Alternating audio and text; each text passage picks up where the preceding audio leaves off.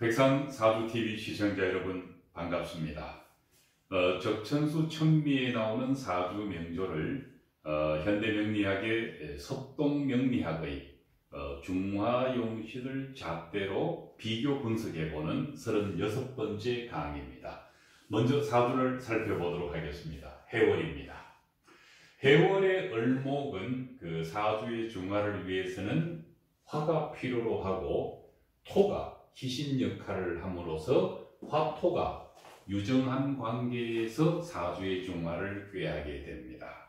그렇다면 화를 극하는 수, 토를 극하는 목은 기구신의 역할을 하며 금은 큰 힘을 쓸 수 없는 한신이 됩니다. 사주 원국에는 병화가 을목에게는 매우 고맙고 반가운 글자입니다. 또 희신인 토가 바로 용신 옆에 있어서 유정하게 화토가 작용을 합니다. 또 이들 두 오행, 즉 용신과 희신의 공동의 뿌리가 되는 용신의 근은 오화입니다. 연지에서 멀리서 충의 기운을 가지고 있지만은 원국에서 직접적인 충을 하지는 않습니다. 그래서 이 용신과 희신은 뿌리를 얻었다고 볼 수 있습니다. 다만 아쉬운 것은 해월에 자수와 유금을 깔고 있는 이 사주가 연간의 시간의 임수가 매우 강한 정인으로서 이 작용을 하고 있다는 것입니다. 이 임수는 경우에 따라서는 병화를 극할 수 있습니다. 그러나 다행히 병화를 보호해주는 희신인 기토가 나란히 있음으로 인해서 다소의 부담은 느끼지만 사주 원국에서는 그런 대로 중화가 되어 있다고 판단할 수는 있습니다. 그러나 그렇게 안정감이 있는 중화의 수준은 아니라고 보아야 합니다. 왜냐하면 운에서 이들 두 용신과 신의 뿌리가 되는 오화가 만약에 자수를 만난다면, 그리고 행운, 대운이나 세운에서 임수가 겹쳐오거나 또는 기토를 극하는 을목이나 또는 간목이 온다면 이때 임수는 용신인 병화의 작용력을 많이 제약할 수가 있습니다. 그런 특징을 가지고 있는 사주를 임철조는 어떻게 보고 있는가를 비교해 보도록 하겠습니다. 임철조의 이야기입니다. 이 사주는 유자해 서북 쪽에 차가운 음으로 되어 있다. 그러니 차가운 겨울에 목은 더욱 따뜻한 곳을 원함으로 병화를 용신으로 삼고 있다. 이 경우에는 우리가 일반적으로 이해하고 있는 조우의 적용을 한 것으로 봅니다. 임수는 오히려 병이 된다. 옳은 이야기입니다.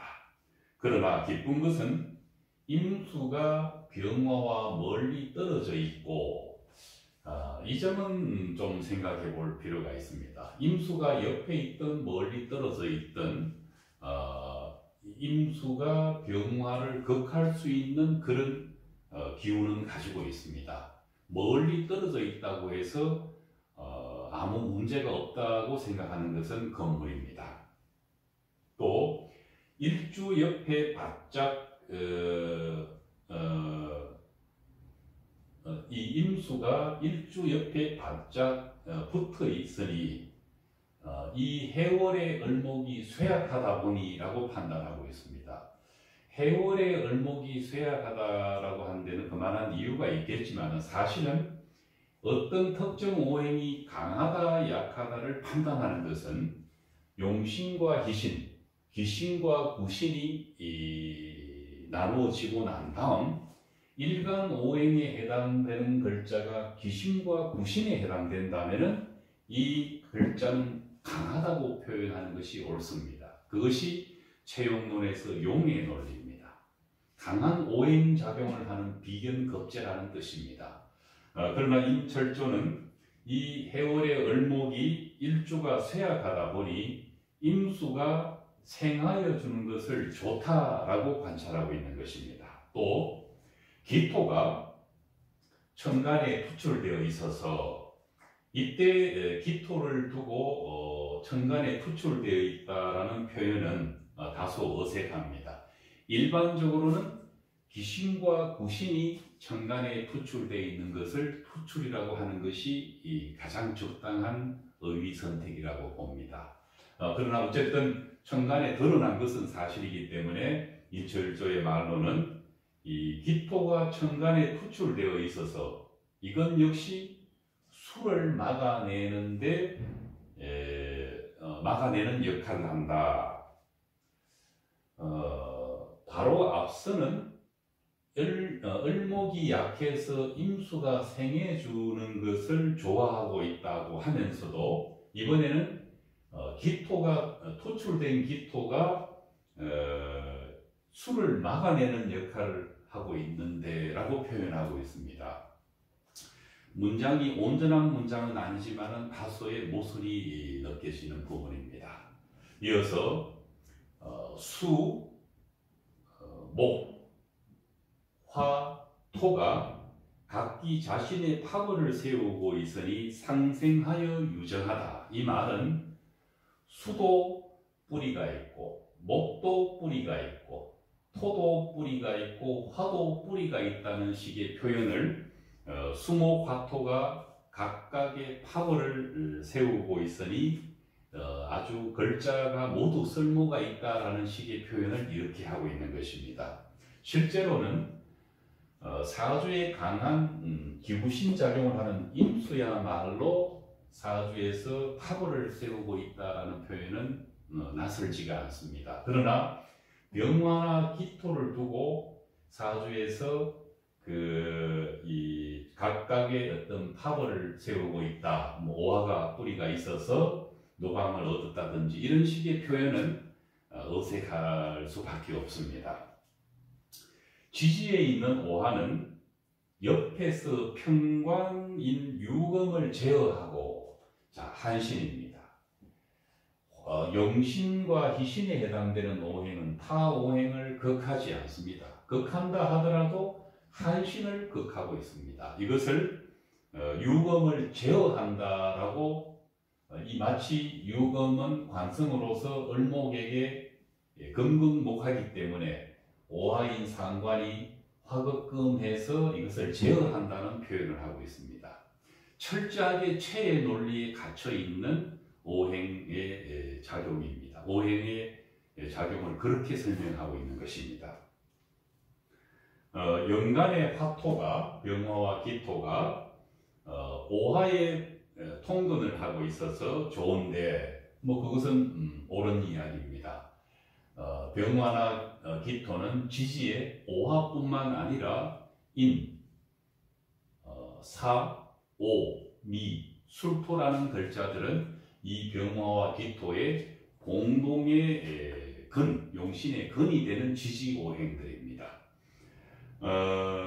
다시 운이 동남쪽으로 따뜻한 양이 되어 있어서 사주가 유정하게 되었을 뿐만 아니라 이때 천간의 경신 임계로 흘러가는 운의 동향은 언급하지 않고 지지에서 임묘진이 동남의 운이라고 해서 이 지지의 운만을 두고 유정하다고 설명을 하고 있습니다. 그렇게 해서 운의 배합이 잘 되었다는 것은 편견이고 잘못된 판단입니다.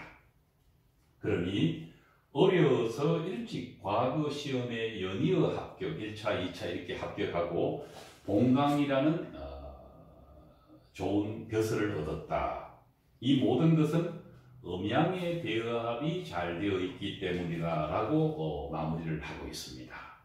정리를 하면은 이 사주가 어느 정도 중화를 이루고 있다는 점에 대해서는 동의할 수 있습니다. 다만 해월에 임수가 없는 것이 온전한 식신생재격이 되는 것입니다. 그러나 임수라는 귀신이 엄연히 존재하고 있기 때문에 이 두 글자는 항상 긴장을 하고 사주에 마치 적군을 맞이하고 있는 용신과 희신의 마음을 읽을 수가 있습니다. 이 사주에서 아쉬운 것은 병화와 기토의 뿌리가 되는 오화 외에 임목이나 사화나 술토나 미토 같은 그런 지지의 화목오행을 얻는 것이 오히려 더 중화가 된 사주로 평가할 수 있는 것입니다. 이 사주에서 우리가 다시 한번 주목해야 될 것은 오행의 생극에 관한 오류를 이 사주에서도 그대로 확인할 수 있다는 것입니다. 마치 오화가 유금을 극한다고 표현한다든지 또 한신에 해당되는 유금을 사주에서 상관인 오화가 극해줌으로 인해서 약한 을목이 부담을 들었다는 식의 표현은 또 해월의 을목을 약하다고 표현한 것, 그리고 약한 임수를 생해주니 고맙다고 하면서도 기토가 생해주는 임수를 맡고 있어서 좋다고 하는 것은 아무런 그런 일관성을 느낄 수 없는 통변이라고 평가할 수밖에 없습니다. 다음 시간에 뵙겠습니다.